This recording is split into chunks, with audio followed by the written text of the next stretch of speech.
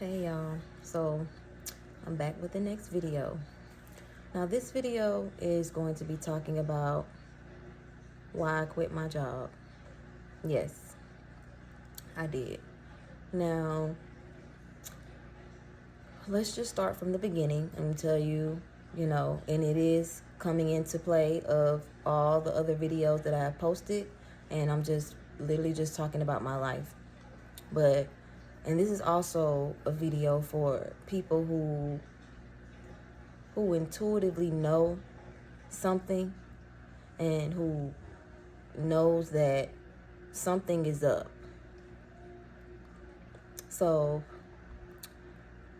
after I moved back down here to Alabama, it was October 22nd, 2022. So I don't have a job.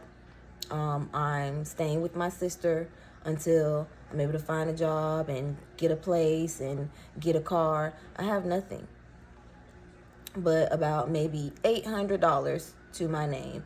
And, I'm expecting to get my last check from my job in Hawaii. So I was cool about that. My focus was getting Layla enrolled into school and just getting our lives started back in Alabama. So while I'm getting, Layla acclimated, we're getting situated and things like that, and I'm getting reacquainted and loving on my family, once again, God loves me. And I will never doubt that ever in my life, and I'm going to keep saying that. So a week goes by, and I'm on Indeed. There's a recruiter that finds me. Very sweet lady. She offers me 2 positions. And, one position was for to be like a receptionist at a hospital and things like that. And then another one was to be an intake specialist at a law firm. So I applied for both because I never doubt myself. I never doubt that it doesn't matter what is placed in front of me, I'm going to get something. Because that's my drive, that's my instinct, and that's how I work, that's how I move. So I applied for both of the jobs, got both of them, but she tells me that one of the jobs doesn't start until about 3 weeks out, and then the other job starts that following Monday. So I opted to go for the job that starts the following Monday, and that was the law firm, Beasley Allen Law Firm. So I do the paperwork, get everything situated. She's very excited. She's like, your aptitude test and your typing test, everything came back great. So I'm very happy to offer you this position. I was great. I was excited. I'm just like, God, I haven't even been here. I've only been here a week, and I've already secured a job. Like I said, it's nothing for me to secure a job. And even though I've never worked in a law firm, it didn't scare me. I felt like, ooh, prestigious. Like, this is a law firm. It's one of the, one of the, most common and top law firms down here in Montgomery, Alabama. Now, where the law firm is located is right downtown, in the heart of the civil rights, in the heart of the Riverwalk. Literally, the building that I worked in, literally, the Riverwalk is right there, and everybody knows about the Alabama Brawl. Everybody knows about the Riverwalk. This is the same Riverwalk that slaves were bought and sold. Okay? So my first day getting there, it's about 13 to 15 of us. It's maybe like majority of my ethnicity. And they're walking us and guiding us through the buildings, and we're going to the main office. Now, they have pictures in the main building that shows, of what Alabama used to look like before they started building streets and roads and things like that. So we started to ask questions. What is this? What is this building? Or what is this, picture explaining? Nobody wanted to give us any clear answers. Okay, cool. I didn't really care about that because I'm here to work. I'm here to get my money. I'm trying to get somewhere, trying to build my life back up. So we get into play, and literally we go up to orientation. Orientation is about maybe, we did like an hour and a half to 2 hours in orientation in the main building, and then we went to the conference room. They gave us a gist of our jobs, and literally by 12 o'clock, we're on that floor, getting on phones, helping out. What we did was an intake specialist. What we did was we helped military clients file claims. So Camp Lejeune, if you're not aware, Camp Lejeune was one of the biggest claims that we were on. So Camp Lejeune, basically there was a military base in North Carolina that was contaminated with toxins and forever chemicals, and people were, babies were, being,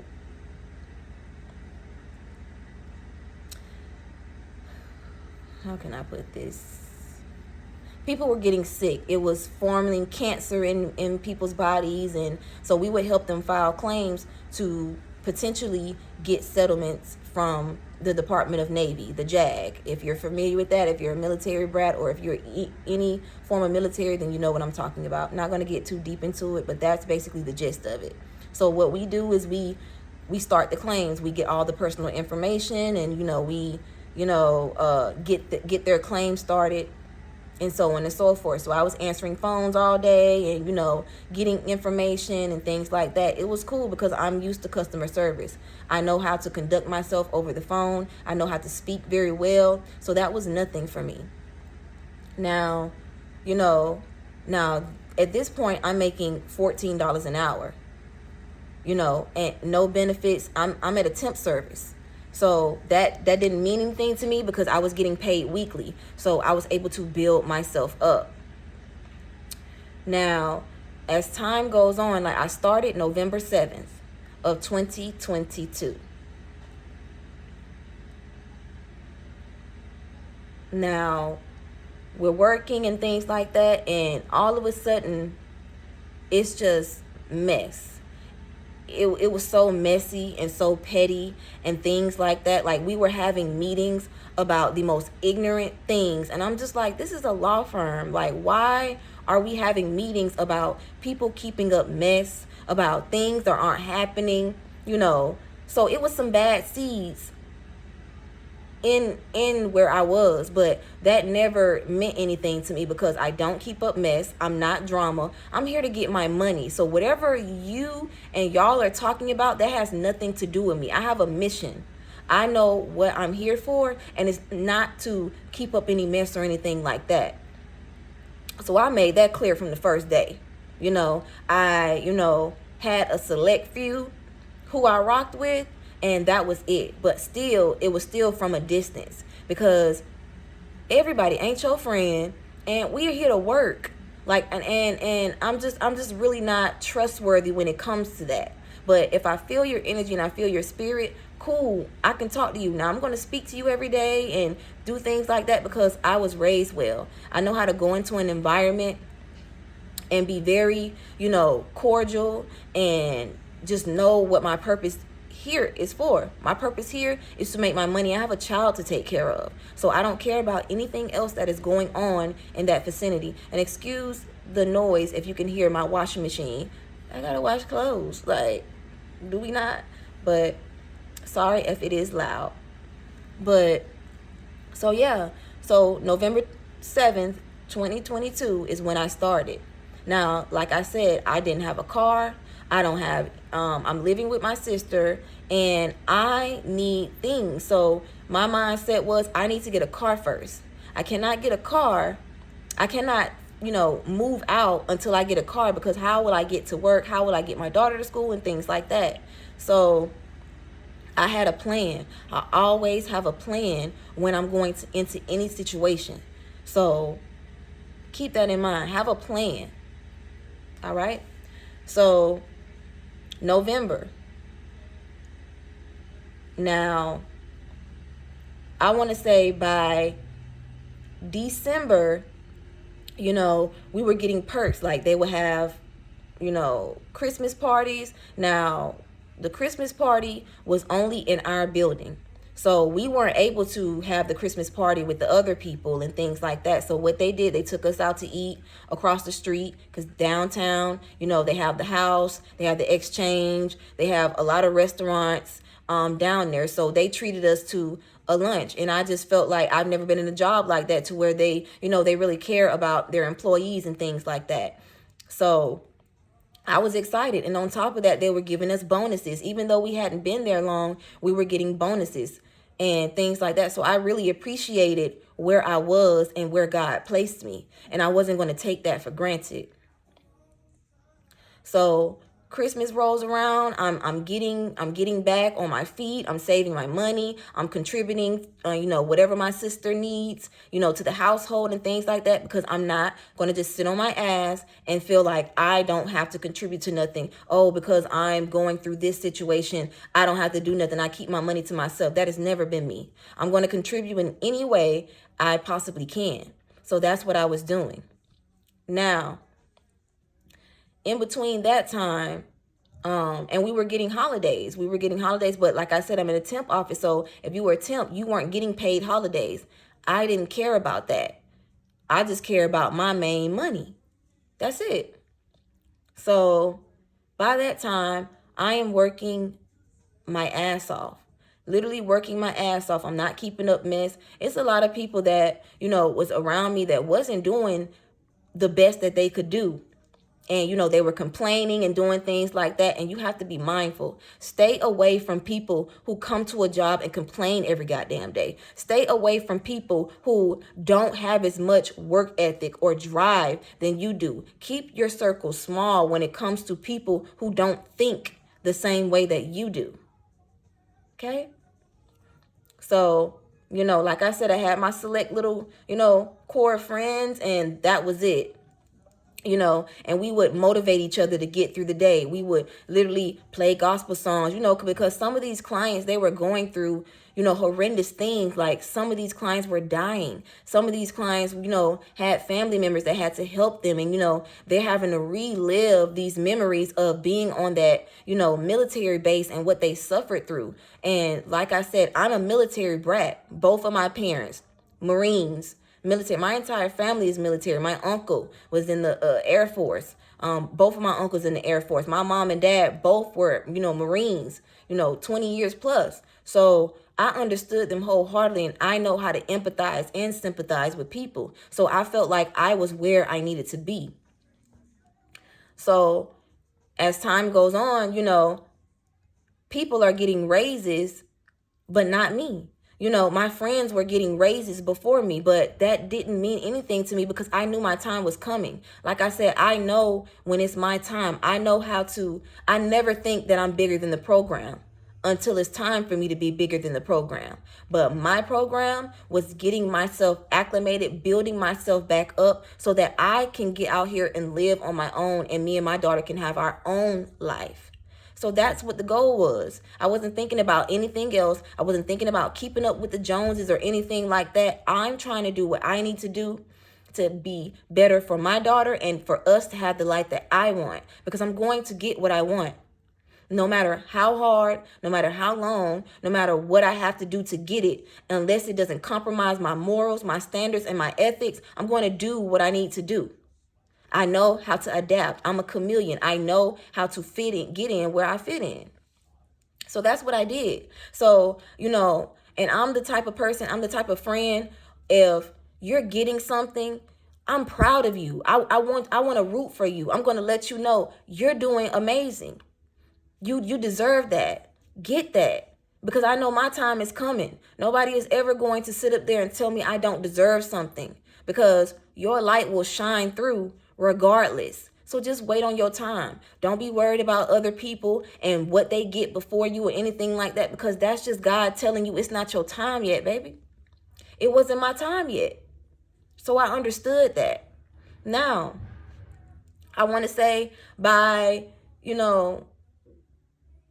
so what I did was, I had been working, did nothing. Now, I have my best friend. She's still in Florida. So what I did was I had took off because I'm just, I need a break. I miss my best friend. I want to go see her and things like that. So I made a plan in April to go see her. So that's what I did. So actually, let me back it up. Let me back it up. I'm going too fast. So by February, things were going good. I still hadn't had a raise. I'm still making $14 an hour. Don't care. I'm getting weekly pay, but I'm building my money up. My savings is going up. So that's all. The only thing I used to do was get my nails done. I'm a low maintenance type of chick. All that name brand and that fancy stuff, I don't care about that, because why would I sit up here and spend $400 on a belt from Gucci when I can spend that $400 and invest that somewhere else to where it's going to benefit me in the long run? This is a piece of material things. I don't care about material things. So that has never been my mindset. I never cared about things like that. And nobody could make me care about things like that. Now, so I got hired in November 7th, 2022. By March of 2023, I was able to purchase my first car. Now, I told y'all in the last video, when I went to Hawaii, I had got a car, but I had to give it back, and I ended up having a voluntary repossession on my name. So my uncle, loved that man to death. He's like my dad. So my uncle understood that his daughter screwed me over, so he helped me get that car. Now my uncle is he's a firefighter. He has his own lawn business. He does very well in life. And I've always looked up to my uncle when it came to that. Like I said, the McDonald's, we gonna get it by any means. We're hustlers at the end of the day. And he used to be a barber. He used to cut hair. So we are very talented in our family. We have skills that can take us far. So my uncle literally let me know, because I was trying to buy a cash car. I was like, you know what? I had got my income tax. I saved my income tax. And, I've never had like a real man in my life. So, you know how, you're a single woman, you go to car lots and these car salesmen want to try to rip you and rim rag you and they feel like you're stupid, especially if you show up there without a man. So I never went places without my brother-in-law or my uncle, because what you're not going to do is scam me. And what you're not going to do is think I'm dumb, because I know something. I know shit. I know how to change my own tire. I know how to check my own oil. I'm street smart. So what you're not going to do is try to yam me up and thinking I'm just this dumb little, and then I don't look my age. I'm 34 years old, but you would think I'm 19 walking around here in these streets if you didn't see my kid with me or something like that. And they still think that we're kind of like sisters or something like that. But that's just an overview of what I deal with on a daily basis. So I called my uncle one day because I was so tired of being dropped off at work. Now, mind you, I loved it, but I like my own stuff. I like my own freedom. I want to be able to get in my car and go and do what I want to do. So by March, saving up my income tax and still having the money from my accounts and things like that. Now, mind you, I'm literally putting money to the side to get my apartment. I'm apartment searching. So I'm apartment searching. I'm car searching. I'm doing everything that I had my plan set up to have. So I called my uncle one day and I'm just like, I need a car. Like, I need you to come with me. Like, today has to be the day. I'm not coming back to that house without a car. So he's like, all right, B, let me finish cutting these jars and then we'll meet up and let's go. So I didn't know that in between that time, after me getting off the phone with him, he was literally, conversing with my aunt, and they literally got together and said that they would help me, get a car off the lot that I could lease, because they didn't want me to waste my money on a cash car, because cash cars are literally like null and void around this time. They're either too bad and I would have had to pay too much money to have it repaired, as time went on, as opposed to getting a car that has been serviced and maintenance and I could lease on. So by the grace of God, my uncle did that for me, and everybody in my family knows I keep my word. Like, I'm not no slack. I'm not going to do anything that I said I'm not going to do. So that's what I did. And I thank my uncle for doing that for me. Because without him, I would have had to get a cash card and then I probably would have been having problems. So he, stepped up for me after what I went through in Hawaii, and he made that sacrifice to help me get a car. So literally, I want to say March 10th or March 13th is one of those days. I still have the picture. Like, I keep pictures. I take pictures of all my life events, and all my milestones, because why wouldn't you? Why wouldn't I? So that day, we went into a black-owned business. And I drove off that lot with that car. Like I said I was. Now, this is March. Now, going back, in April, I'm just like, I've been working. I feel like I haven't had any time to breathe. I miss my best friend. We had gotten back, acquainted with each other, and we talked everything out, and, just felt like it was a misunderstanding, because that's what friends go through. They go through misunderstandings, and, things happen sometimes, and she was going through stuff, and so was I. So we got back, together, and then I made it a point to come down and see her in April. So I took off, a couple of days, and then I drove my car down to Atlanta, and then I flew to go, chop it up with my girl. And that's what I did. Now, the last day of me being in Florida, I got sick. I literally lost my damn voice. I lost my voice, y'all, and I'm in customer service. I talk on the phone every day. Now, mind you, I'm working at a temp service. So if you don't go to work, you don't get paid. And I had already missed out on 2 days of money, because I would normally, when I go see my friend, I would normally leave, like, I would, take off that Thursday and Friday and that Monday, and then I'll come back to work like on a Tuesday to give myself time to recuperate and things like that. Like, never go out of town and then try to go to work the next day. That, I hate that. Like, I need to unwind. I need to relax. I need to unpack my clothes. I need to get back acclimated. I need to make sure my daughter is straight. So that's just my mindset. That's just me. So literally that Sunday, I lost my damn voice. I had rhinitis.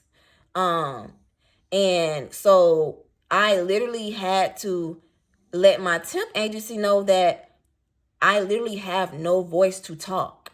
I'm coughing every 2 seconds. Like, I'm sick, and my voice is my money. So literally thought it was going to be like maybe 2 days. Now, mind you, like I said, I'm temp. So every day I miss, that's no money. I ain't getting no money. Y'all, I was out of work a week. When I tell you,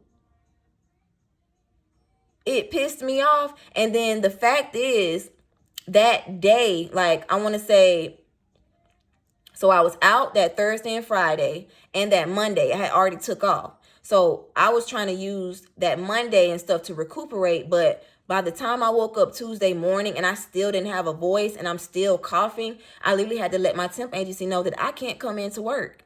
So ended up Tuesday, Wednesday, Thursday out. I'm talking about my voice still it's by Thursday, my voice had came back a little bit, but I'm still coughing. I'm still like trying to hold my coughs in, like tears coming down my eyes, because I'm trying to like get my shit together, because I don't like missing out on my money. I don't like not going to work. Like, that's just something that has always been me. I'm going to get my money, period. So me trying to be, what they used to say, Miss, I think I can do it, until like Miss still trying to do it with a knife in her leg and shit like that. That's me. I don't care what's going on. Like, you're not going to stop me, or nothing is going to stop me from going to try to get my money. So me, that Friday, I attempted to go back into work. Y'all, I literally took one call. Now, thankfully, nobody answered the phone, but I had to leave a voicemail. When I tell you I'm cackling, hackling, like all types of shit, all on they fucking voicemail, cut it. Because like I said, I'm very professional. And if I can't come to work and give you my best, I can't do it. I don't need to be here. So I literally had to call my supervisor. No, I had to email my supervisor and let her know I am still not up to par. I still have to get myself together. Y'all, tell me why I was out a whole nother week, 2 weeks out of work, and pay attention. That has never happened before. Never happened before. Now, mind you, I hadn't gotten a raise or anything like that yet.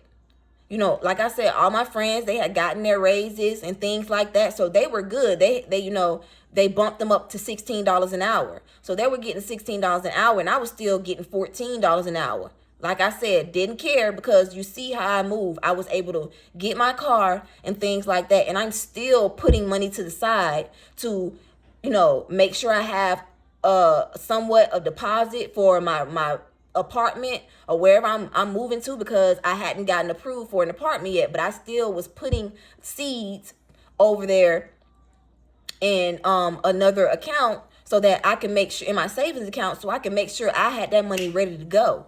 So it was nothing for me. Y'all, I was out another week. Oh my God, I hated it. But let me tell you this. So that's not like me. And my recruiter, the one who hired me at the temp agency, she was checking on me every day. And literally, I can't talk, so I'm emailing her and things like that. So she has to let, Beasley Allen know that, hey, she's still sick. She's not coming in. Because we weren't allowed. If you're in a temp agency, you're not allowed to physically, speak with the company that you're working for. Everything has to go through the temp office, which is something I'm not used to. This is my first time working at like a temp, agency. So, and the recruiter knew that's not like me. I'm not just going to lie and say, I literally have no voice. So anyways, by that time, and if you hear snoring, that's my nephew, Chico, but little puppy, I'm dog sitting today, and my mans can sleep hard, okay? And he's right up underneath me, so I'm sorry.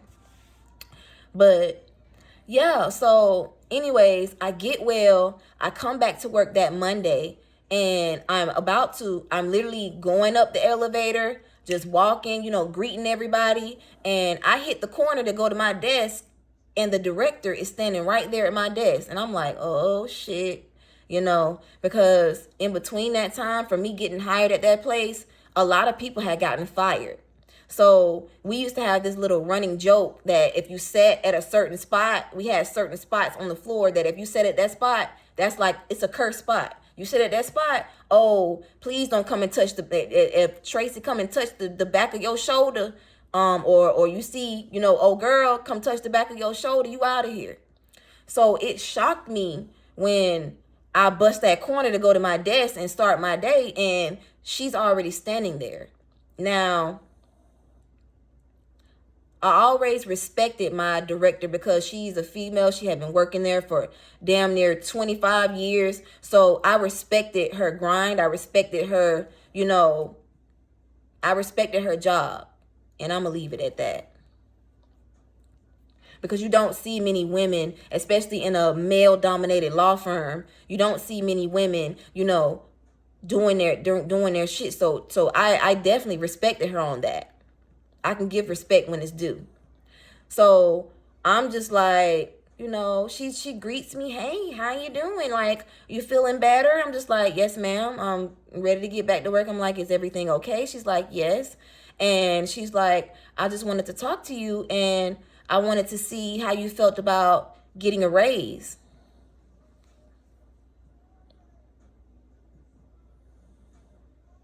Yeah. She finally offered me my raise. And you want to know why she finally offered me my raise? Because in that 2 weeks that I was gone, they didn't know if I was coming back or not. They didn't know what was going on. So now you want to give me an incentive to make me stay. Okay, cool. Hell yeah, I'm going to accept that raise because I deserve it. But I wasn't pressed for it. I wasn't crying about it because I knew God was going to see me. I knew God was going to do it for me. Because why not? Because my work ethic is just as good or even better than the people that you already given raises to. So why wouldn't I not get a raise? I wholeheartedly accepted that raise.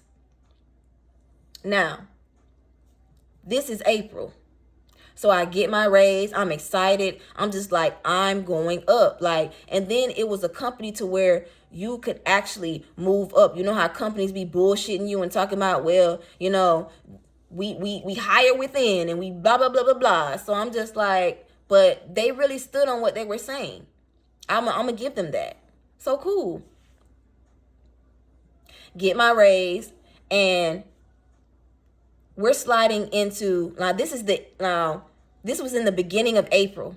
Now, I want to say like the last week of April, like I said, I'm still apartment hunting and things like that. So there's a set of apartments that I always loved, that I actually used to live in before I moved to Florida and things like that when I was in college, you know, and things like that. So I applied there because I was always comfortable being there. It's never no mess or anything like that. So actually I had applied for them like, I want to say like 2 months prior, but I wasn't getting any, I wasn't getting any response from them. So by that time, I'm just like, I'm literally going back and I'm calling all the apartment complexes that I applied at. So I called the apartment complex and I'm like, hey, I'm just checking on my application and things like that. And she's like, your application? And I'm like, yes. So she was like, tell me your name. Told her my name and things like that. Tell me why. She was like, oh my God. She was like, yeah, she was like, your apartment. She was like, you were approved 2 months ago. And I'm just like, oh, well, nobody, told me. And she was like, yeah. She was like, well, I'm going to send you your, approval letter. And this is what the deposit is. You see how God literally had me. God literally ordered my steps. I got my car in March. Okay. Literally, move-in date was May 1st. So you see, when I tell you that God will literally pick you up by your motherfucking collar and he will guide you if you just listen to him and you believe that what you deserve is yours. I already knew this shit was going to be mine, because why not? Especially if I'm waking up every day to do what I need to do to get to that destination. Nobody is going to stop me. Okay. So I get approved for the apartment. Literally, like I told y'all, in between that time, I got a pot over here of money, and literally I have to start from scratch. I have to get me and my daughter a bed. I have to get us TVs. I have to get us, appliances and things like that. Mama already had the money. What are we talking about? So I was able to literally get all of my stuff from Amazon, get my beds, and my dad, he's the one that helped me with my my box boards. I literally went to a furniture store. Literally, it was like a no background check thing like that. So I went to Rudy's, and I literally got 2 beds, bought mine and my daughter's bed. I didn't get me a dresser because I'm like, I can wing it. I don't need everything. You don't have to get everything when you're moving into a spot. Nobody's going to be at my house. I don't give a fuck. I'm rebuilding my life. So what I need is the necessities. I'm focused on the necessities of what I need. I got our beds. I literally got our TVs, and I was good from that point. And my uncle bought me, he bought me a set of appliances and things like that, but plates and things like that can wait. Baby, we're going to paper plate it. I don't give a damn. Cause who am I trying to impress? Nobody. I don't give a fuck about that. So, and God knew that. God knows who you are. He knows what you want, and he knows the steps that you're going to do to make that happen. So he literally just guided me to where I needed to be. So I'm moving in May 1st. Got my car March.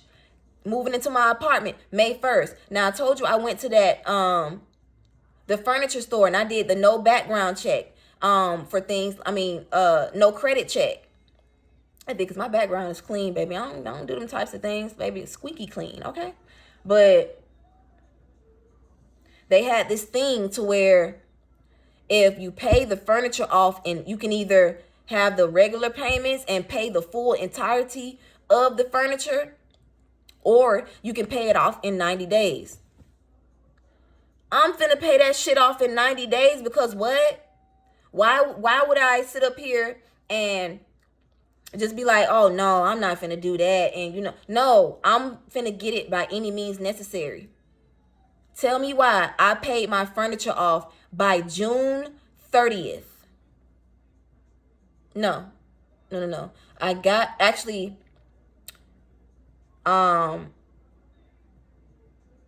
so I got the furniture.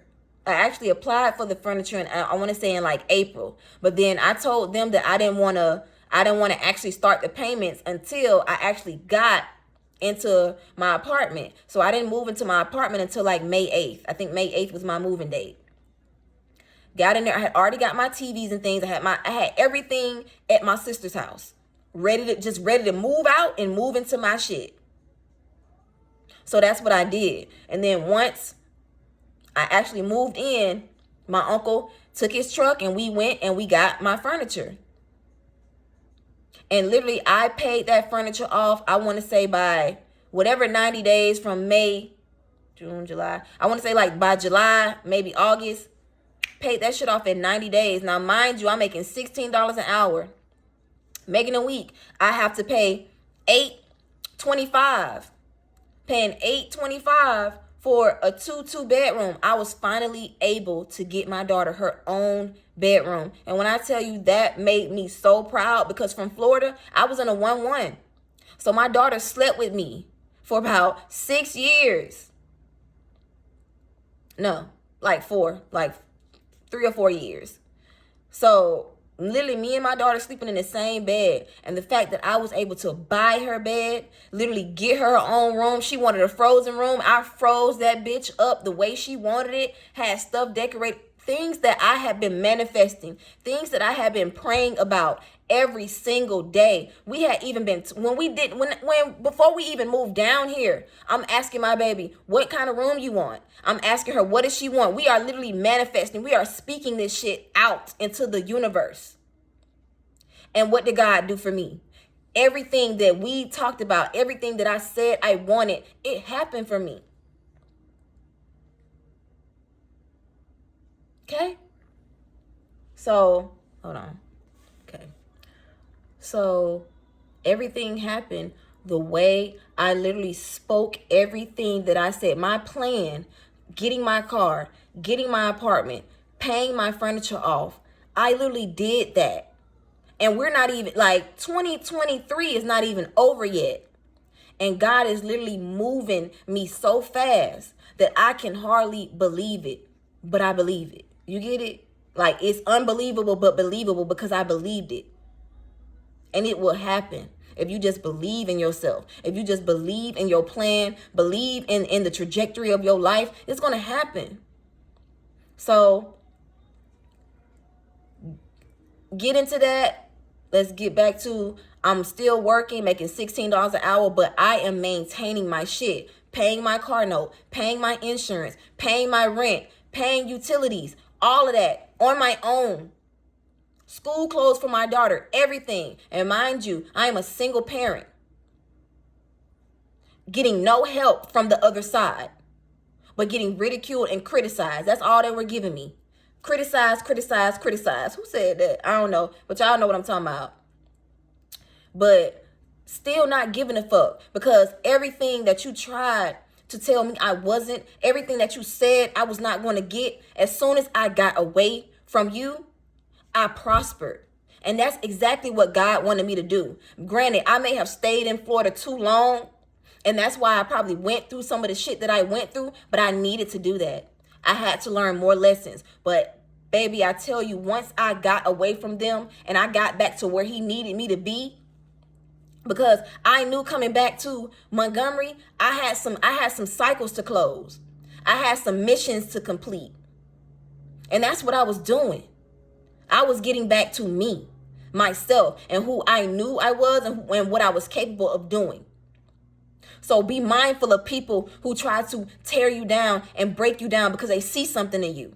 Be mindful of people who want to tell you that you're nothing. tell you that you ain't going to ever amount to anything, that you're not going to get that you need them. You don't need nobody but yourself, your belief, and your faith in God. Anyway, so doing that, like the year goes by, you know, and things like that. We're celebrating and things like that. Now, mind you, it's December 9th, okay? I'm at my sister's house and things like that, and I'm chilling with her, and then it's time for me to go home and whatnot. Now, my daughter and my niece, they were like at the skating rink or something, or the movies or something like that. So she was staying over there for the weekend. So we made a plan that I would keep the kids through the week because I'm closer, and my niece had to go to, you know, high school. She went to my old high school, JD. They didn't change the name to, I don't know. It's going to always be JD for me, you know, and things like that. So, and my daughter is going to Danley. School I went to Danley and JD, so I'm comfortable. I'm literally right around the corner. So I had the kids through the week, and my sister would take the kids on the weekend and give me a little breather and things like that. So that's the weekend that, you know, the kids were off on their own doing their thing. I go to the gas station, literally right by my sister's house. Go in to get something to drink, get a little quick little things for me. And now, mind you, now normally I don't like taking my purse, you know, everywhere or lugging my things. So I'll leave like my phone in the car and things like that. But I'll take my keys and my wallet and things like that. So that's the same thing I did that night. And normally I have a push to start, and I have, you know, the remote on my car. Now, I could have sworn that I locked my doors because I'm very good on doing that. I don't trust anybody. Thought I locked my doors, went into the gas station, come out, there's a motherfucker in my car. I'm talking about in my shit. And I'm literally walking up to the car, and I see him in my car. I'm literally banging on the door, and he speeds the fuck off in my shit. Now, mind you, I have my keys and I have my wallet. So the only thing that's in the car is my phone and whatever else is left in my purse, which is really nothing. Y'all, he sped off with my shit. And when I tell you I ran, he goes around because there's 2 exits in the gas station. There's an entrance and an exit, but you can go out both ways. It doesn't matter. And this is on Atlanta Highway during almost Christmas season. Y'all be careful, be mindful. Just make sure that you're even more aware when it comes to your surroundings and what's going on. But this is a gas station I used to go to every fucking day, basically. So I wasn't thinking of anything like that. But you can't think like that. You got to think, you know, whatever. So get my shit stolen. And the thing I do, so when he speeds around to try to go out the exit, I run towards the car. Y'all don't do that. Do not do that. Because what if that man would have had a gun? What if he would have had a gun and my ass is running towards the car? What if he could have just power out my ass right then and there? But by the grace of God, he didn't. He was just a little bum that was walking down the street, and he was just checking. He just checked the car to see if it was open. And oh my God, my doors are open. So he hopped in that motherfucker. So I literally don't have a phone or anything. I'm panicking and whatnot. But there were people at the gas station that saw the whole thing. And mind you, I have my keys and I have a push to start. So when that motherfucker stops, you ain't got nowhere to go, bitch. So another thing that God was telling me, calm down. So I ended up calming down. Literally, the only person's phone number I could remember was my sister's. Called my sister. She was there in 2 seconds. 2 seconds. Police was there in 2 seconds and whatnot and whatnot.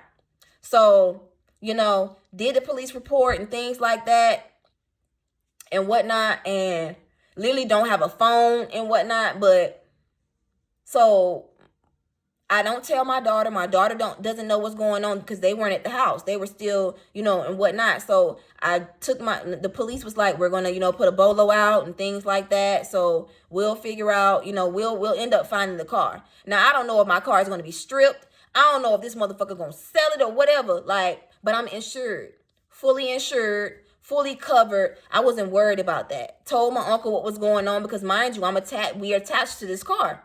So call my uncle, tell him what's going on and things like that. So in the meantime, this is like 6 o'clock in the fucking evening.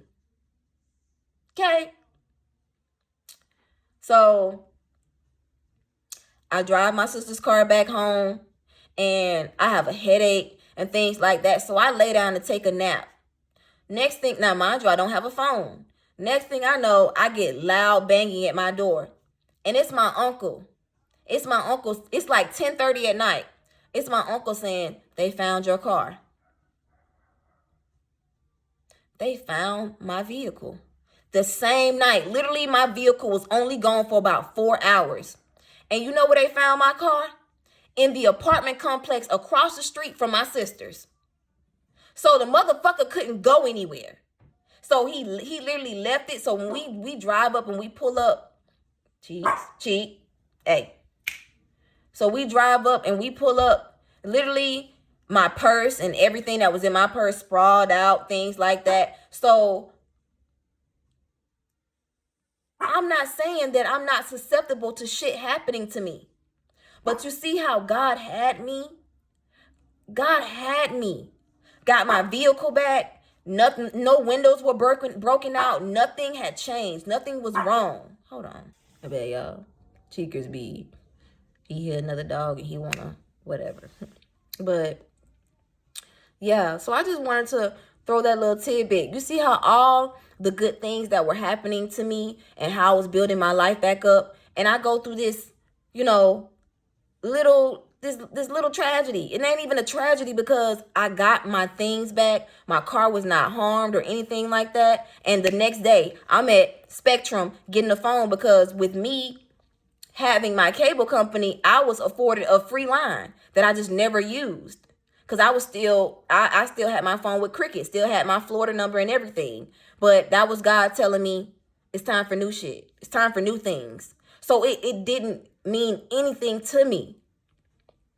Now, back to the job. So I go back to work and we have this Teams chat. So I just had it in my heart to let them know, hey, this happened to me over the weekend. You know, keep your heads up, keep your heads on a swivel and things like that. Because that's the type of person I am. Like, I want everybody to be safe. I want everybody to be okay. So I'm going to do that. And I'm going to let people be vigilant on what's going on out here in this world. Because that could have went that could have went totally differently. I'm running towards a stolen car and things like that. So just be mindful of your surroundings and your situations. Back to the job.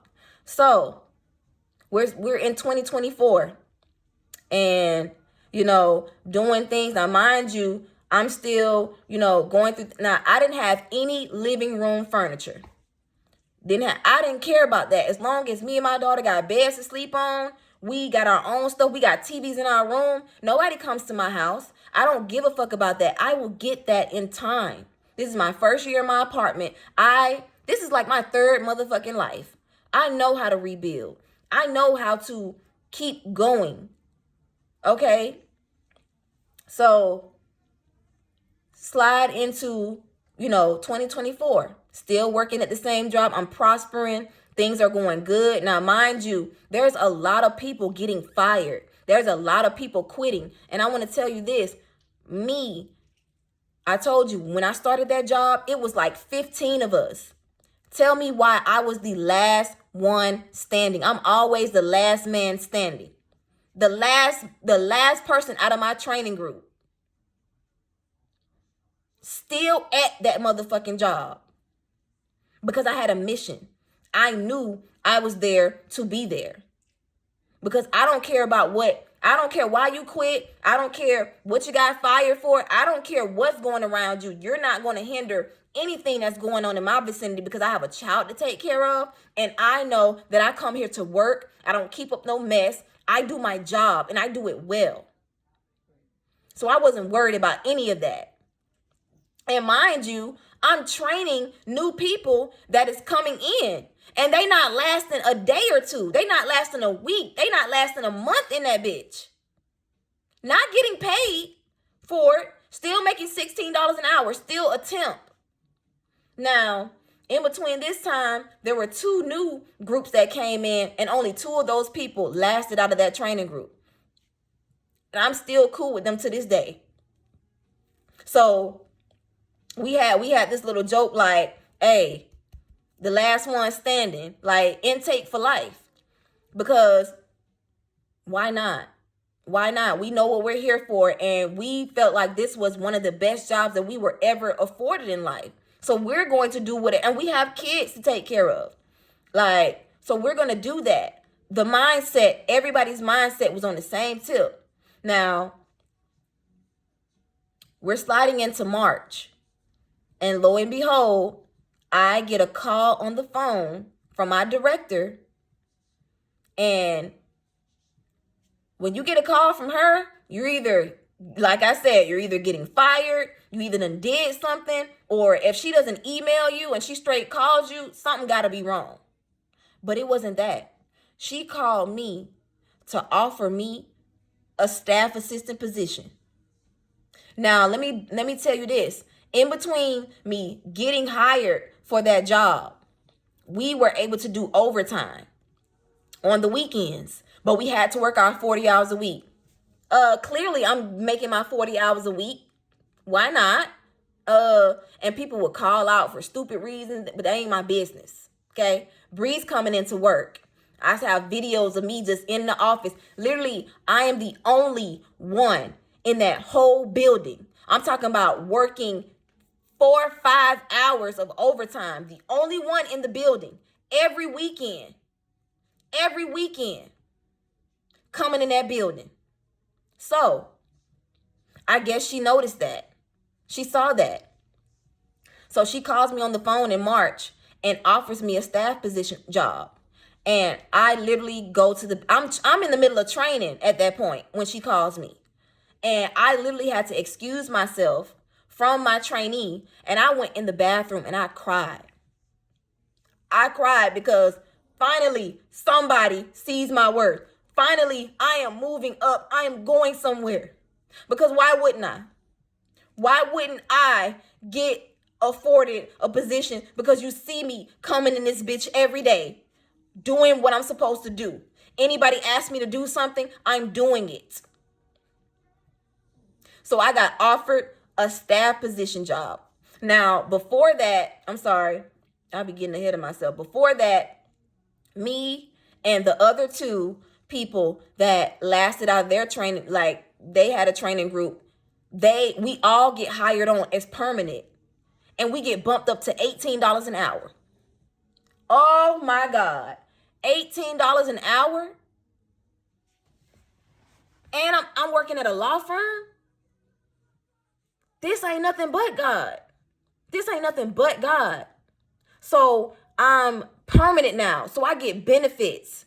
I get the perks. I get paid holidays. Something that I've always needed. I've always wanted. And it works for me because I worked for it. So now when I'm making $18 an hour and she calls me on the phone and offers me that staff position job, I'm in heaven. Now my pay doesn't change. I'm still making $18 an hour. But I didn't care because I'm not having to be on the phones like that because I don't want to be on the phones for the rest of my life. I don't even like being on the phone like that, but it's something I can do. It's something I can do. So, yeah. And that's what I did. So she sets me up and she's like, well, we're going to start your training next week. And so we're going to start you small. We're going to get you to learn some things, and then we'll gradually put you in. But you're never going to stop learning things. Thank you. I want to learn. Teach me something. There's nothing that you can't give me that I won't end up being able to excel in. You just have to teach me right. Teach me the right way, and I'm going to take it to another level. So literally, the day I start training, do bankruptcy. We have this thing called bankruptcy, and we have military records, but I started bankruptcy first. When I tell you that bankruptcy query was like over 1,000 people, and things like that. And I was picking up slack from other staff assistants that had other, responsibilities and things like that. So they couldn't catch up on their queries when it came to that. When I tell you, I think I started my training that Tuesday. By Wednesday afternoon, I had my other supervisor coming around to my desk and telling me, you are blowing shit out of the water. We are fucking amazed at how fast you picked up on everything and how you got these queries down. And cause at that point, by Wednesday, afternoon, like around maybe 12, I'm like, before I go to lunch, I'm like, I need more work. Like, is this it? Like, is this all we doing? And she's like, well, just go back over and, just make sure. So that's what I'm doing. And by that Wednesday afternoon, that's what my other supervisor is saying. You're knocking shit out of the water. Are you ready to start something else? Yes. What's the next task? Let's go. So that's what I'm doing. I'm staff assistant now. My title has changed. Cool. Now we're sliding in to, I want to say, now in between that time, our campaign was literally going up. It was really hectic and things like that. So we had a lot of work that we needed to get done. We had a lot of claims that needed to get pushed through. So that's what we were doing. So overtime was opened up. Like, oh, you opening up overtime? Now, with my staff position, most of the staff assistants, they would literally work in the office Monday, Tuesday, and Thursday. Yeah, Monday, Tuesday, and Thursday. And then on Wednesday and Fridays, they would get to work from home. But I wasn't afforded that opportunity yet. So I was still waiting on equipment and things like that, because there's a protocol that you have to go through when you're afforded to work from home and things like that. But nobody had told me anything. So I'm still coming into the office and doing my thing. That's what I'm used to, coming into the office. So overtime opened up. And like I told you in my last videos, that was during the summer. So my daughter is in Florida. And when I tell y'all, once I got my baby on that flight into Florida, and I had all the lead, I wasn't going out partying. I wasn't trying to chop it up with nobody. I wasn't, because I'm not in the headspace. I don't care about going. I partied hard in college. Okay? Clearly you can see that's how I got my child, from partying hard and well, when I say I party hard, I was just at every party, dancing and things like that. Like, I had a good college life, I would say. But I wasn't going out. I wasn't trying to be seen or anything like that. I don't care about that shit. I'm trying to get this money because I want living room furniture. Bitch, that's all I care about. Y'all, when I tell you, before I was afforded to work from home and they opened up that overtime, I'm getting up at 1 o'clock in the morning. And I am going into that office downtown, and I'm working from 1 o'clock in the morning, 2 o'clock in the morning, 3 o'clock in the morning sometimes. And I'm staying my entire shift. My shift was from 7:30 to 5 or 7:30 to 4, because when I got into a staff assistant, my time changed from like 7:30 to 4. Literally getting in there 1 o'clock, 2 o'clock, 3 o'clock in the mornings. And I'm literally staying in that bitch until 5, 6 o'clock, sometimes 7 o'clock at night, to get my money. And I love the staff position job. I was able to print out letters. I was able to do letters. I was on a team, and the team was so, like, I loved my team. It was close knit. We helped each other out. I learned a lot of things. I was excited about this shit. Finally, I'm somewhere where I want to be. But in my mind, I always knew I never wanted to work at a job for 30 years in something that I did not love. Like, granted, I loved the task and what I was doing, but this is not something that I wanted to do my entire life. I'm not passionate about it. I'm passionate about it right now, but I don't want to do this for the rest of my life. But anyway, so we do that. And I'm going in there busting my ass every fucking day until my daughter gets home. So I'm able to, once again, go back to that goddamn furniture store. Yeah, let me get these couches up off you. Yeah, let me get these, this coffee table and these sofa tables. Because I need a living room now. And what happened? Paid that shit off in 90 days. Okay? Now, during this time, we're sliding into like maybe, I want to say August. I get a call on the phone. We got your equipment ready to go home. You can work from home. Now, I wasn't able to work from home full time because nobody was. But I still had those days on Wednesday and Friday. I was finally able to work from home. Oh my God. At least it's 2 days. I can get shit done and whatnot. But I'm getting afforded opportunities that I worked for. I worked hard for. And you're not going to, tell me that I can't do anything I set my mind to. You're not going to do that. And that's what I did. She saw my work ethic. She saw what I was doing. She saw that this bitch is a hard worker. Okay? Because I am. So, August comes around.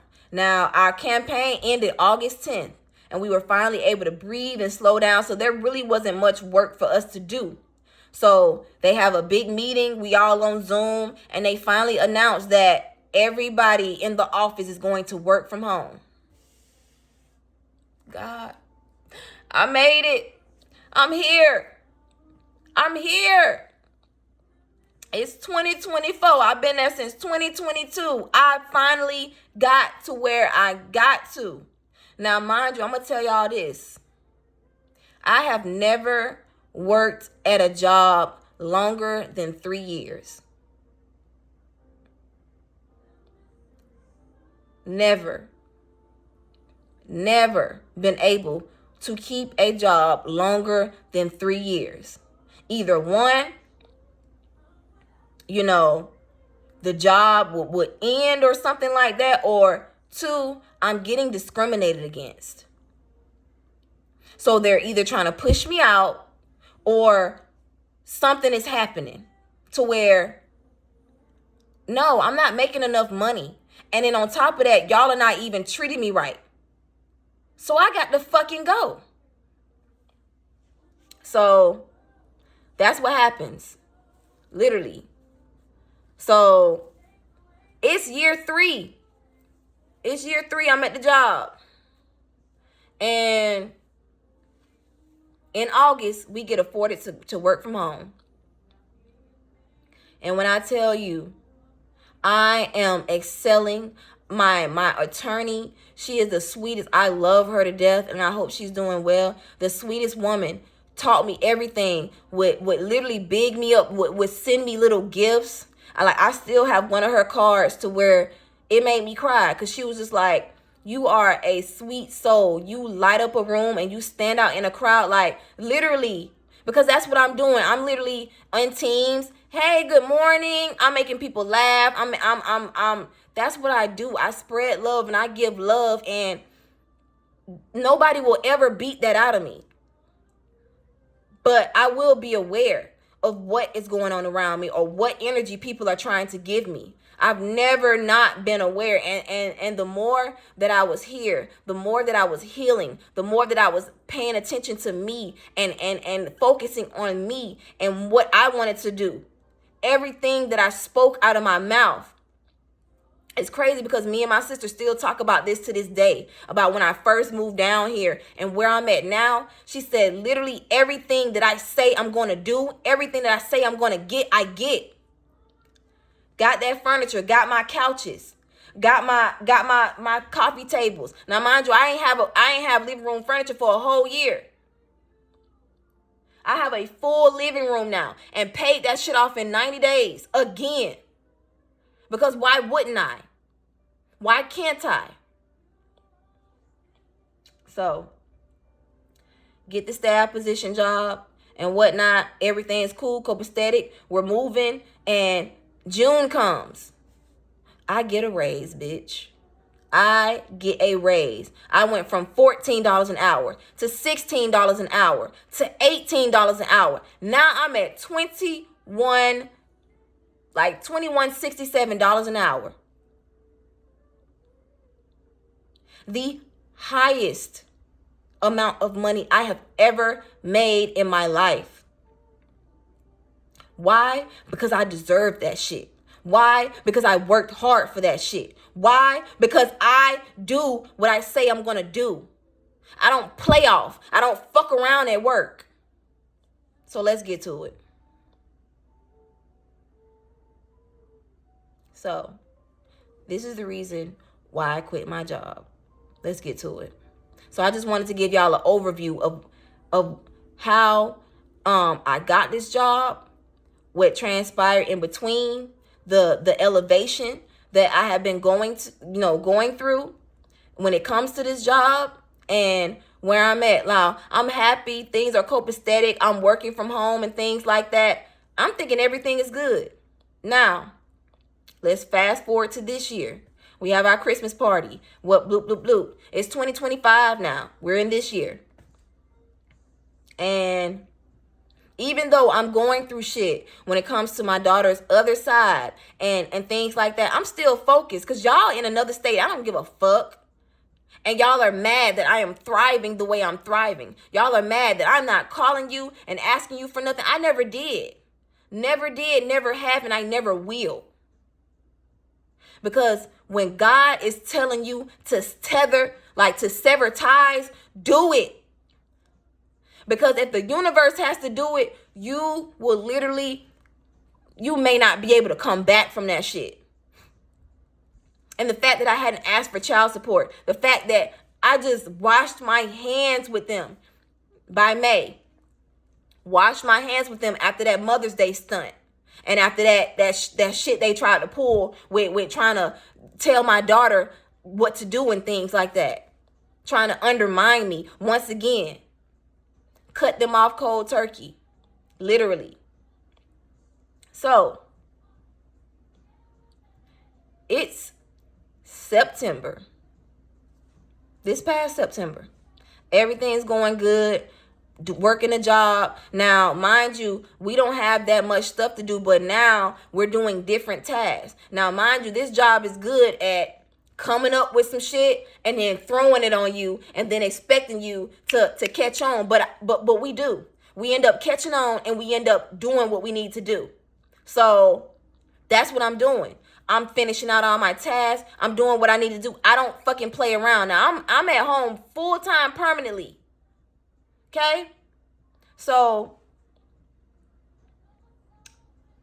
we get a random, a lot of people, like the new task that they gave us, a lot of people were not doing it correctly. Like a lot of people were dropping the ball because we weren't taught properly. Like we would get on Zoom and get a training course, but it wasn't as thorough as it needed to be. And then we would get videos that we would have to watch and things like that. But then on top of that, y'all have the nerve to want to time us. I don't like being timed on shit. I don't like, somebody telling me, okay, you need to do this and you need to grasp this, but then you give us a time frame and then we start doing it and then you're nitpicking because we're not doing it right. Well, maybe if you teach it right, maybe that will happen. But I'm not worried about anything because I've been at this job long enough to know I'm going to grasp whatever is given to me. Not worried about that. Now, mind you, they've hired new people. People have been promoted. Some people have, left the job, have quit. Some people have gotten fired. That's none of my business. So we get this random email last month talking about there's going to be a mandatory training and things like that. I'm like, okay. And so we have to come into the office for 2 days for mandatory training for the task that we were. Hold on. Sorry, my nephew left. My brother-in-law came to pick up his son. So we have a mandatory training that we have to go in there for 2 days. Now, mind you, in between this time, like I said, love the job because I was able to, get more things done, and I'm literally right down the street. I'm able to do, more stuff when it comes to, having things situated when my daughter comes home, and I'm able to pick her up from school now and things like that. So I was good on that. So mandatory training for 2 days. Okay, cool. That's nothing. I can go into the office for 2 days, got my kids situated and whatnot. Y'all. Now, I told you I used to be an intake before I was promoted to staff assistant. So this new task that we were doing, it was easy to me because it's something that I came from. We basically doing the original job that I started doing when I worked for this company. All we're doing is calling the clients, taking a survey, getting the answers from them, and making sure that everything aligns with what they told us originally when they first opened the claim. So tell me why I get to this mandatory ass meeting and the supervisor and her minion sidekick are talking about other shit that has... Now, remember when I said in the beginning of the video, when I first started working here, they were talking about we would have meetings about the most dumbest shit ever. The most dumbest shit that I never thought we would have meetings about at a law firm. Why are we talking about mess? Why are we talking about people being petty? Why are we talking about shit like that? But okay, I'm just going to sit here and listen. But I know you're not talking to me because I don't condone that shit. I don't do none of that shit. How do y'all even have time to do shit like this? But anyway, I'm going to get to it. So we get to that meeting. And this lady literally stands in the middle of that fucking floor and talks for 4 hours. Now, mind you, I get into the office and I immediately start getting on the phones and doing my job. I'm doing my job. What I know to do.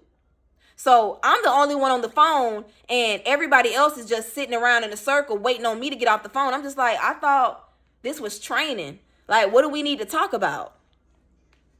Get off the phone with the client, whatnot.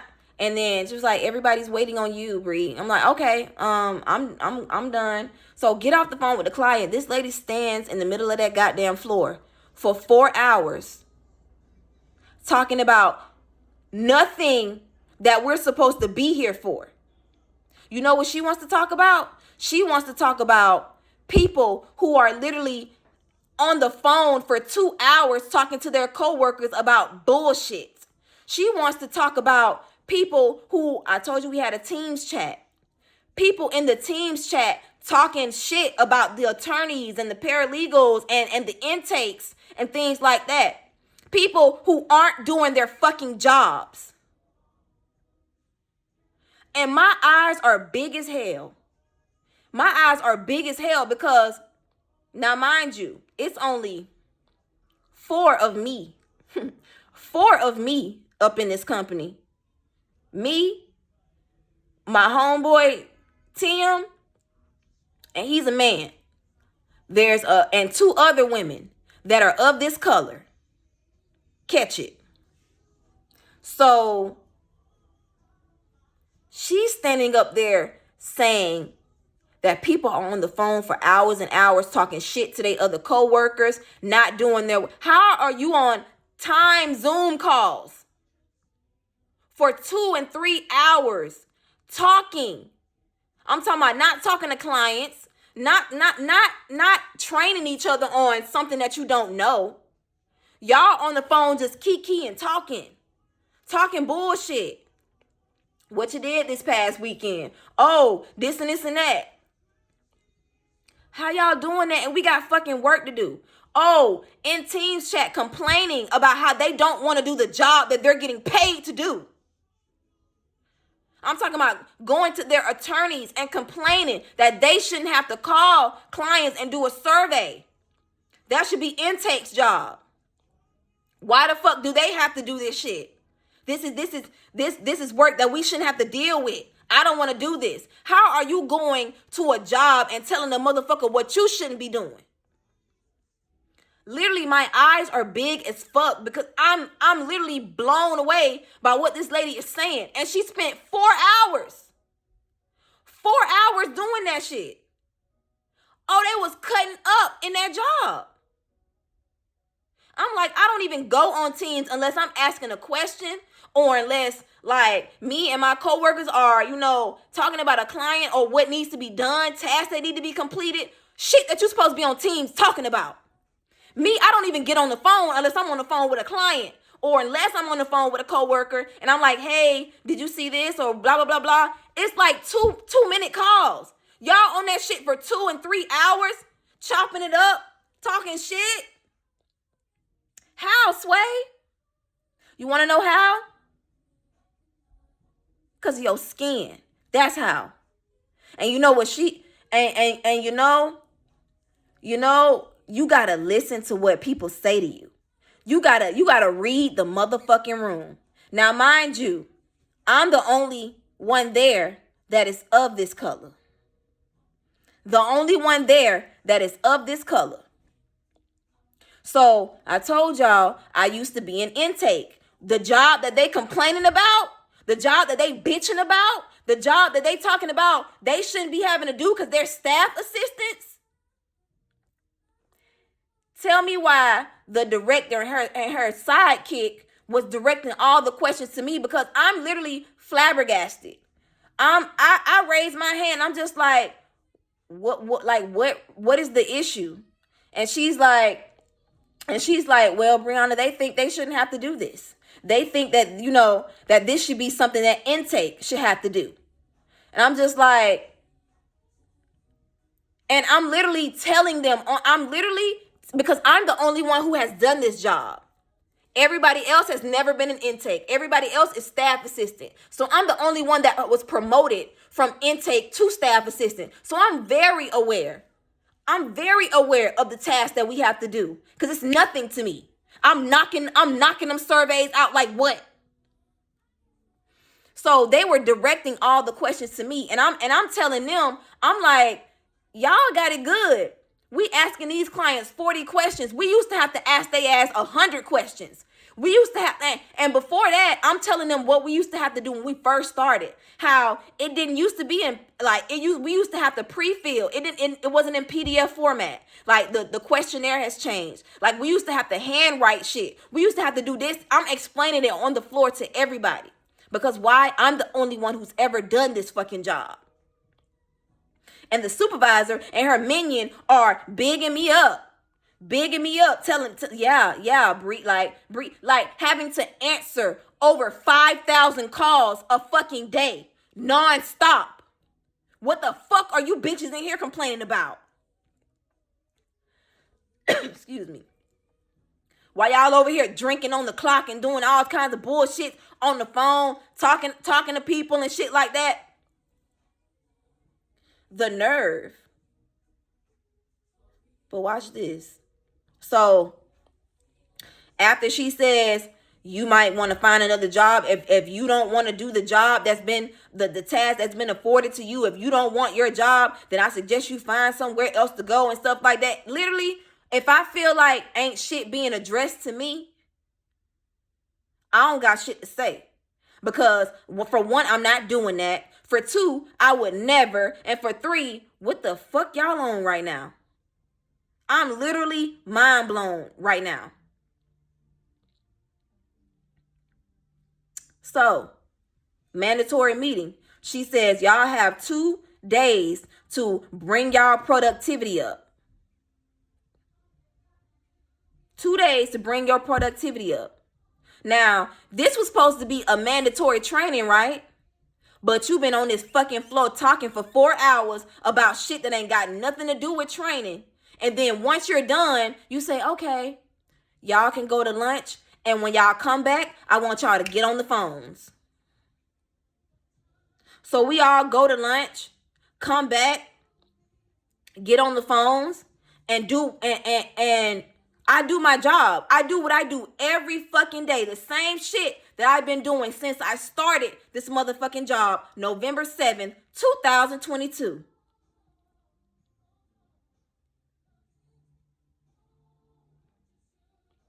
So that's what I do.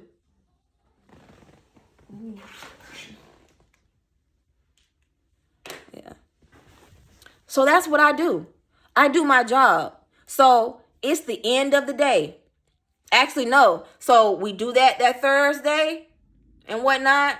And then that Friday morning, the director comes up there and she's reading out the numbers because they were checking our productivity. A system that nobody understands and that nobody will get but the people who created the fucking system. Y'all created the system. So when you come back to me trying to explain my productivity being low, and I can't explain myself, that's because that's how y'all set it up. Y'all set it up that way. Y'all set it up for a motherfucker to not understand what y'all productivity is, because ain't no motherfucking way. I ain't never had problems out of nobody telling me about my productivity. So let's get it. So Friday morning, she comes in and she reads off the numbers. She says, I want to let y'all know that y'all numbers have doubled. Y'all numbers have doubled in 2 days than opposed to us being at home. So she was like, you know what that tells me? Y'all are slack. Y'all were slacking off at home. And I'm just like, still not paying. Now, let me tell you this. Before they set that mandatory meeting up that week before, she told us that if y'all don't get y'all shit together, whoever's productivity does not, improve by the 23rd of September, you are coming back into this office and your at-home privileges will be taken away from you. Me, I'm like, okay, I ain't give a fuck about it because I ain't never had no discussions with my productivity. I ain't never sat up here and lollygagged and played on the motherfucking phone or played at my motherfucking job like it wasn't my job. The same shit I do at home was the same shit I was doing in that motherfucking office. Nothing changed. Nothing changed. And I was so motherfucking sure that you're not talking to me. You're not talking to me. I'm talking about I ain't have no worries, no nothing like that. So when she sits her ass up in the middle of that floor on Friday before she goes to the beach and hang out with her girls to say, y'all productivity has improved and doubled in blah, blah, blah, blah. Okay. Cool. Because nothing that I did changed. I didn't go at a faster pace. Because I'm working. So what do I need to be worried about? And then on top of that, one of my coworkers who was on my staff assistant team before I got onto another team, and then the fact that she bumped me to a higher team just this past fucking March, bumped me to a higher team so I could learn more, so I could do more. Now, the girl who was on my team before she promoted me to a higher team, she had to come into training 2 times. She had to come last week and the week I was there. So tell me why we get back home, I'm working like normal, I'm doing what the fuck I'm supposed to do. Tell me why September 23rd comes and God, y'all got to pay attention to when God is talking to you. Because literally, once she said September 23rd, I kept catching that time. Literally, from that time, I kept catching it. I would look on the TV, 9:23. I would look on my computer screen, 9:23. I would look at dates and stuff like that, and I would see 9:23. Pay attention to when God is trying to tell you something. So I picked up on it. I'm like, okay, I keep seeing this date, but I'm telling you, I'm in that office. I'm saying I'm not coming back in this office, so I'm not worried about a motherfucking thing because I don't play. And I've been promoted. I've gotten raises to show that my work ethic is legit. So tell me why September 23rd rolls the fuck around and she want to have the nerve to call my phone. I'm thinking she calling my phone saying, your productivity is fine. Just wanted to let you know you're not coming. You don't have to come back into the office. No. This bitch wants to tell me that your productivity was the worst out of the whole group.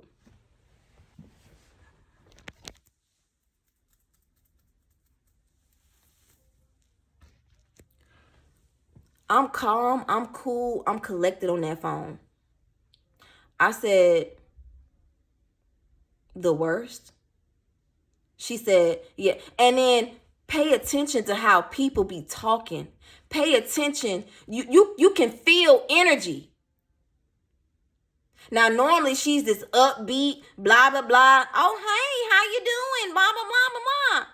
But as soon as she started talking about my productivity, she's stumbling. I've never known this lady to stumble and fumble over her fucking words.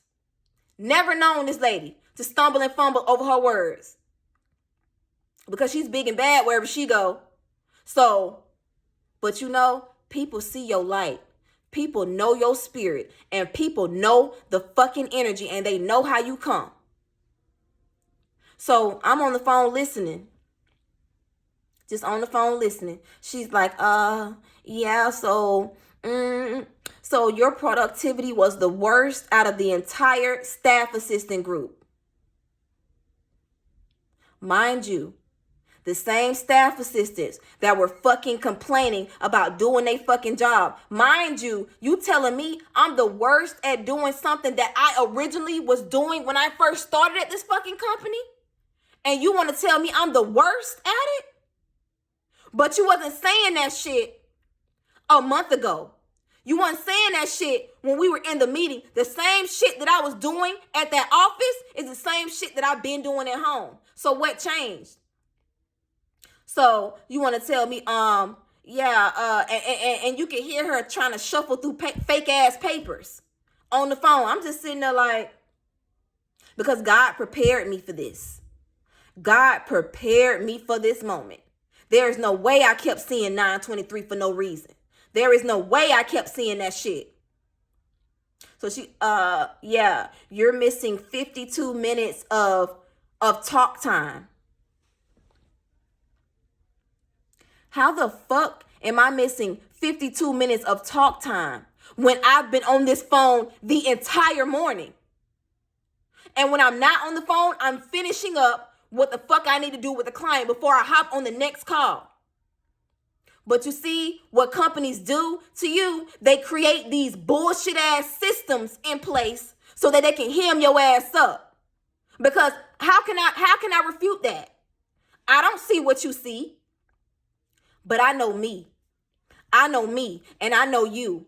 And you ain't gonna tell me that I am the worst in doing something that I have been doing, that I was doing when I first started at this company. You're bullshitting me, bitch. On top of that, you see what's going on out here in this world? Trump got y'all motherfucking minds blown. Trump got y'all feeling yourselves. Now, I told y'all it's only 4 of us in that company. I'm not including the attorneys because they don't count. You can't tell the fucking attorneys what to do. But you can over toxic torts, which I'm under. You want to tell me I'm the worst?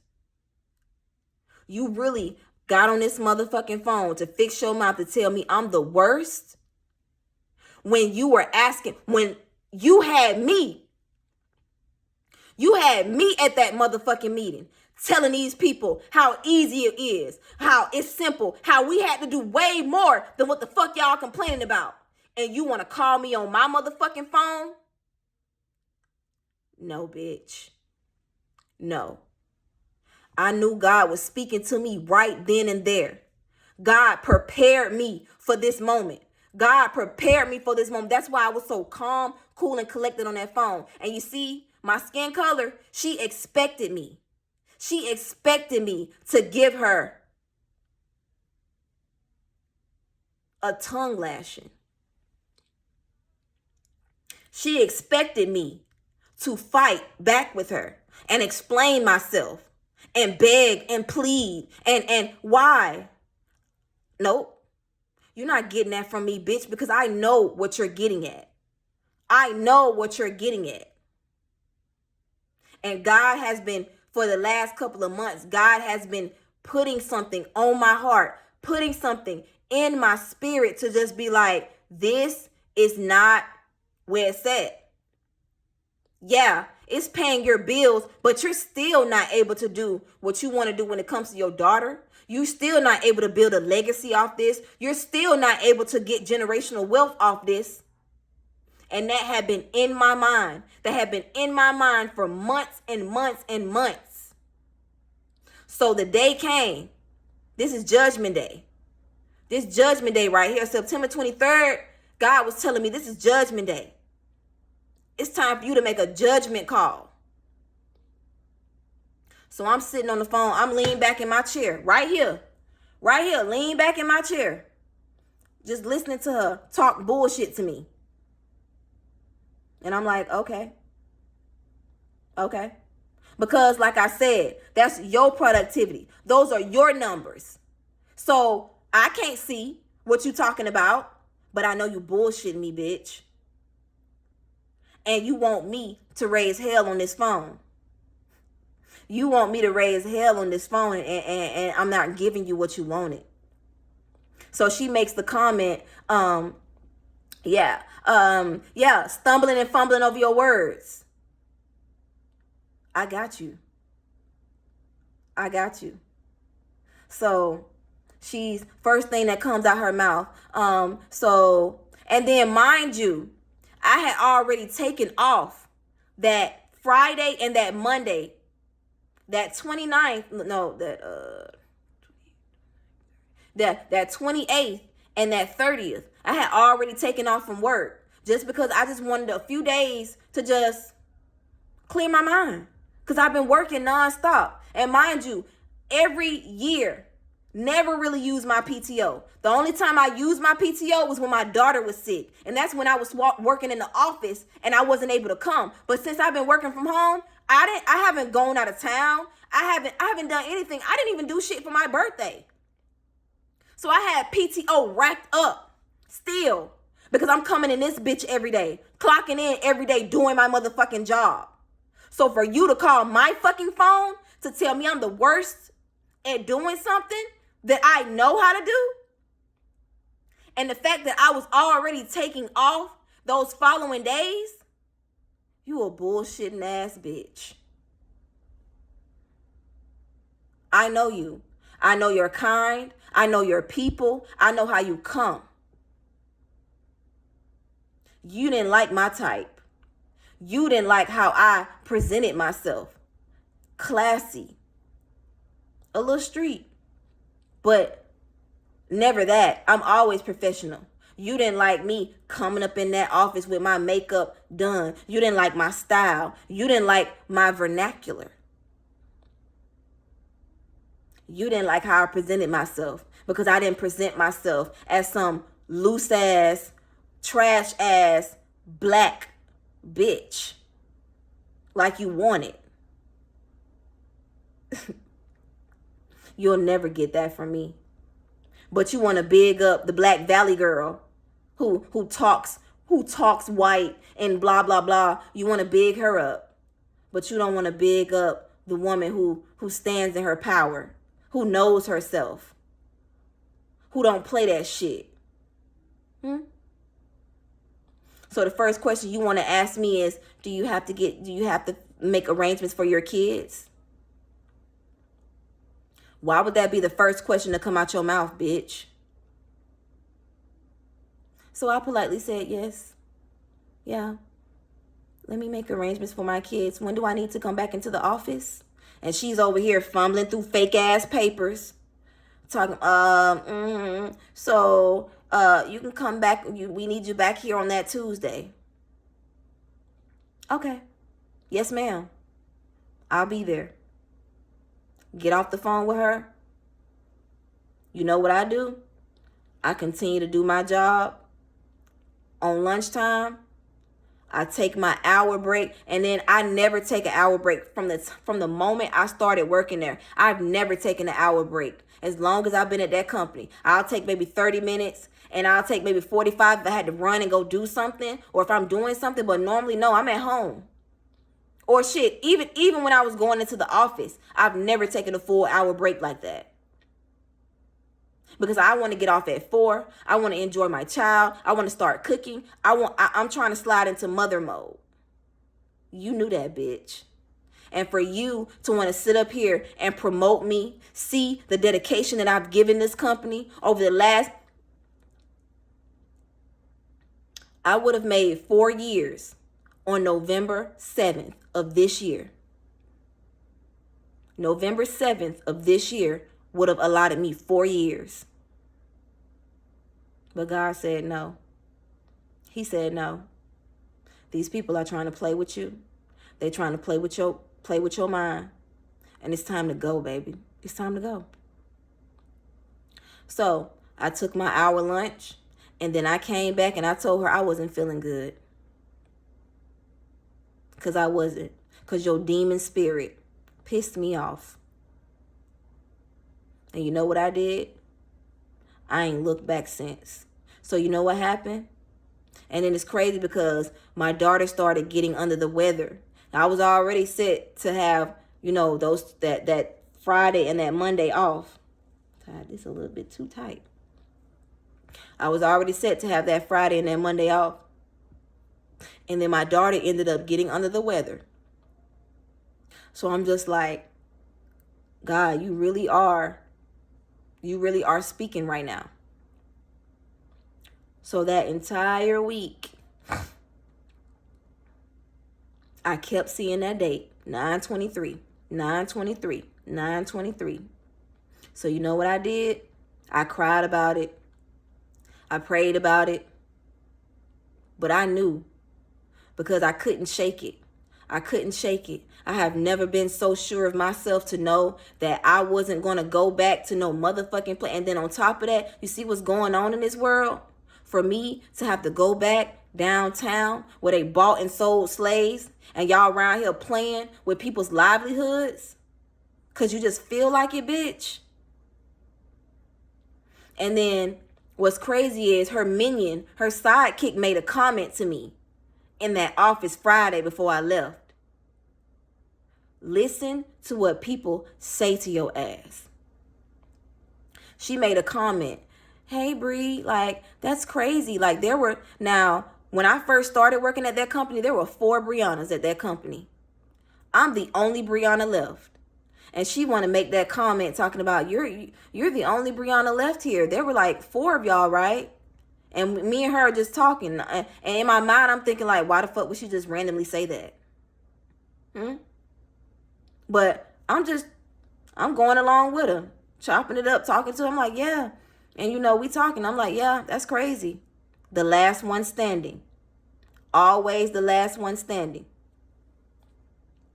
And then you want to call me and tell me that shit? Listen to what people say to you. Listen to your gut, your intuition, and know when people are trying to play in your motherfucking face. So you know what I did after I prayed about it? I had already been fasting. Because I just couldn't shake it. I could not shake that shit. I could not shake the fact that she had the nerve to call me and tell me I'm the worst. You will never utter out your mouth that I'm the worst in any motherfucking thing. Unless I know for a fact I was not on my shit. But you ain't gonna tell me that. That's why you had to come up with this bullshit ass mandatory meeting. And the fact that we didn't even, first of all, it wasn't even a training. You talked for 4 hours and then you skedaddled your ass on. And then your minion was on the other row spying on us. But we weren't training on nothing. A training is supposed to be when you're coming into an office and you're teaching us skills to help us improve. All y'all did was sit up there and track numbers. There was no training. It was bullshit the entire time. And I knew once that email came to my motherfucking computer. So that was God telling me, look at what is going on. Pick up on what's going on. These people are doing some shit behind the scenes, and I need you to pay attention, my baby. I need you to pay attention, baby girl. Because they coming for you. So you know what I did? I talked to my sister about it. Like I said, I cried about it. I prayed about it. I fasted on it. And I couldn't shake it. So I knew God was telling me, motherfuckers is playing in my face. After everything that I have given you guys, after everything that I have shown that I'm dedicated to my job, that I don't fuck around, I don't play around, I don't give a fuck if I'm at home. I know how to concentrate at home. Working from home has never been a problem for me.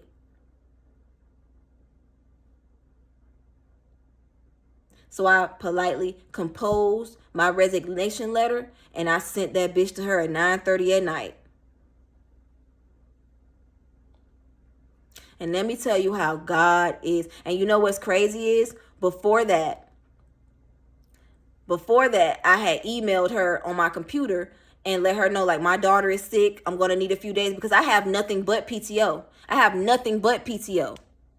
I have days to be out. So I was using my PTO every day like I'm supposed to, like I've done before when my daughter is sick. So tell me why the third day rolls around and I got HR calling me. I ain't never got a call from HR. Got HR calling me. Even him getting on the phone because he knows who I am. He knows how I come. He knows how long I've been at this company. He knows I've gotten promotions and raises and things like that. So when he calls me on the phone and he can barely get his words together and he don't know what's going on, and now y'all want to send me papers and tell me, just like I told y'all when I worked at 2 Men in a Truck in Florida, and they were trying to have me, you need to have this, this, and this. We need the doctor to sign this, this, and this. Since when? Since when? When I have PTO to use. And at that fucking meeting, that's what she told us to do. Use that PTO when you need to. I have over 100 hours of PTO. For what? Why do I need to do this before I come back into that office? Okay. Sent that resignation letter. The next day I get a call from him again. Saying, Brianna, is everything okay? We just want to know. Everything is fine. Everything is fine. Yes, my daughter is still sick. And yes, I did resign from this position. So he's asking me, how do I want the equipment to get back? I say, you know what? I prefer if you FedEx me a label and I'll ship it back to you. Because what you're not going to do is try to have me come down to that building and you want to do something to me. Or you want to intimidate me. You will never intimidate me. You will never have me back down from anything because I know the games you people play. I've seen people be literally surrounded by security. I've seen people literally not being able to get their shit out of that office. Refusing to allow them on the premises to get their shit. And you think you're going to do that to me? You ain't going to do that to me. Hell no. Come get your shit from me. Because I want I want you to see this computer leaving my house. So you won't try to hand me. Y'all a law firm at the end of the day. I ain't stupid. It's people's information on this computer. I ain't gonna do nothing with it because I have a conscience, bitch. I don't got time for that. If I don't work for you no more, I don't work for you no more. That don't mean I'm finna be an underhanded ass. That's weird. I ain't no motherfucking criminal, bitch. So you come get this motherfucker out my house. Okay? And you know what they did? They had one of my favorite IT men chop it up with me, and he came and got this shit out of my house. Sweet, sweet man. You're not finna play those motherfucking racist ass games with me.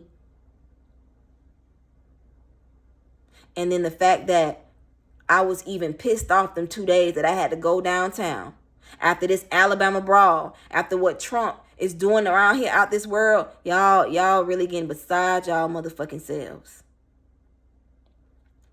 And let me tell you one else thing. So come and get the computer and blah, blah, blah. Now I told you I'm still cool. I'm still cool with 3 of the people who I was in intake with. We still used to talk on Teams and things like that. 2 of my girls, they just had, well, one of my girls, she just had a baby. And my other girl, she's due to have her baby. I'm so proud of them. I love them. Love them. Now, Tim, told you, he's the same color as me. So Tim is my homie. He knows when I'm not at work. Like, he knows. And when you don't work at that company anymore, like, they'll put like a certain, you know, characteristic by your name to show that you don't work at that company anymore. So I guess Tim caught on to that. And he texts me. He texts me and say, hey, you at work? What's going on? So I let him know what's going on. I said, yeah, they tried to discriminate against me because what you wanted to do was get me back up into that office building and try to pile more shit up. Because she was like, yeah, we're just going to get you back into the office so we can provide you with more training. I don't need to be trained on shit, bitch. Trained on what? When y'all was just telling me how to explain the job that I've always done. No, what you wanted to do was get me back up into that building and put so much bullshit on me that you would try to demote me back to an intake. But I didn't even know this at this time. So let me tell you, my coworker Tim, he texts me. He just like, hey, you okay? Like, you at work? I told him no, I don't work there no more. I said some shit is. I said keep your head on a swivel because some shit is going on in that office. And they trying to do shit. I said, you see what's going on here in this world. And then you see how God works because he made the comment. He says, Bree, I'm getting fed up because nobody is doing their job up in here. He was like, I'm the only one answering the phones. Nobody is picking up the phone. I'm doing all the work. Now, I hadn't talked to Tim this entire time we going to training. He don't know about none of this. But the fact that this man texted me and told me that they not doing their job in intake, that wasn't nothing but God telling me, get out of there. Because what they're trying to do is strip your dignity away. They're trying to strip you back down to where you originally started because motherfuckers not doing their job. So you want to sit up here and talk about my productivity is the worst so you could justify trying to demote me because the people who you put in place ain't doing their motherfucking job. Not happening. I have left jobs with less. I have left jobs where I didn't know where my next move was going to be. But you see how God works because I know what my next move is going to be. Generational wealth. And I planned for this. I prepared for this. I fasted, I prayed, and I knew this months in advance.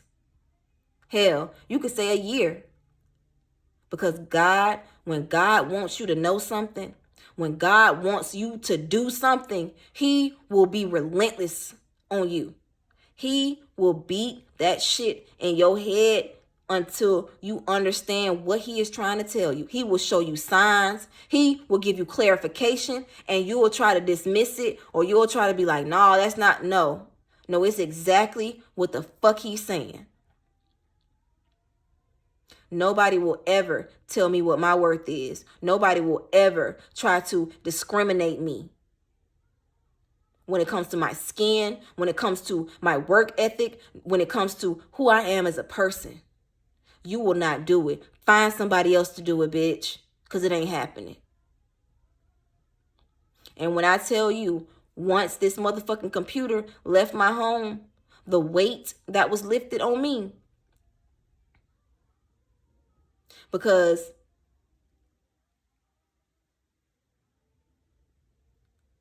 karma will find its way back to you fucking around with me. I don't have to do anything. I don't have to get out of my body. I don't have to diminish myself. I don't have to, get out of character. I ain't need to do none of that because God prepared me for this. And I'm telling you, I have been happy ever since. because I know he is taking me somewhere that is going to be way more amazing than I could even fathom. So people, pay attention. Pay attention to your surroundings. Pay attention to people who sit in your face and try to tell you something with their words, but their actions are telling you something different. Pay attention to people who actions say something else, but you're not paying attention to their words. I was paying attention the entire time. You think I'm some stupid little black girl. Because if you thought that, you wouldn't have promoted me. You wouldn't have seen me going in that office at 1 o'clock in the morning, staying my whole and working 13-hour shifts for your company, for you people.